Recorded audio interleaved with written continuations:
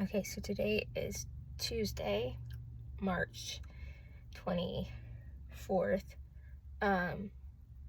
It is the second year since my chronic illness has picked up, and I've done a lot of reflection over the last several days, over the past 2 years, and some of the lessons that I've learned, and some of the takeaways that I have that I hope will be of encouragement to you all.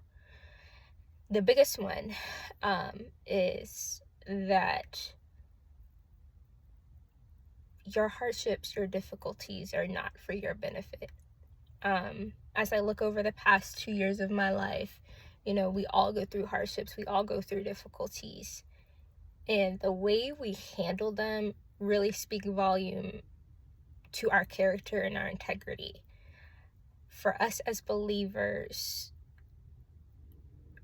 our life is not dependent upon how good we look on Sunday during church, or as we do what I call raise and praise Him on Sundays, when we're worshiping the Lord on Sundays with everybody else. Our true relationship and connection to God is exposed and shown during times of hardship, during some of those seasons where, where it seems as though everything and everyone is stripped and you're left with the bare minimum. But it's an opportunity for us to get connected and closer to God. As I was looking over the last 2 years, our world, our society is controlled by money. Our world and our society is controlled by success.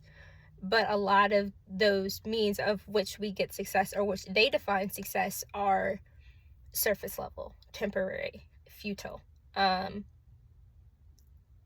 There is a deeper rooted meaning into what success looks like, and that's having a close connection and relationship with God. And part of our journey as believers is to be a disciple, and to lead others to Christ. And we don't lead others to Christ when we're successful and everything's going good. Leading others to Christ is, how do we handle things when things are going bad, when things are going hard, when we're in our Job seasons or having our Job moments? How do we handle it then? Are we bitter toward other people because we're hurting and we're in pain and we're uncomfortable and we don't see the next step?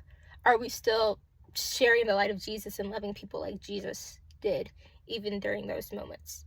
That's what becomes an inspiration to us. It's hard, it's painful, it's difficult to have that.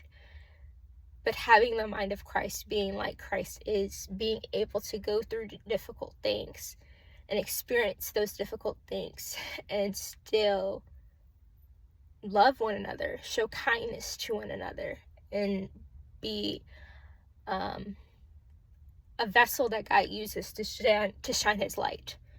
And so these past couple of years, in terms of relationships, I've really gotten to, God has really groomed me into starting to understand what active faith looks like, and how, in the midst of my trials and tribulations that I'm facing, how to set those boundaries. Because growing up, I'm going to be honest, I wasn't allowed to set boundaries. I didn't set any boundaries, and that kind of bit me in the butt as an adult, I'm not gonna lie.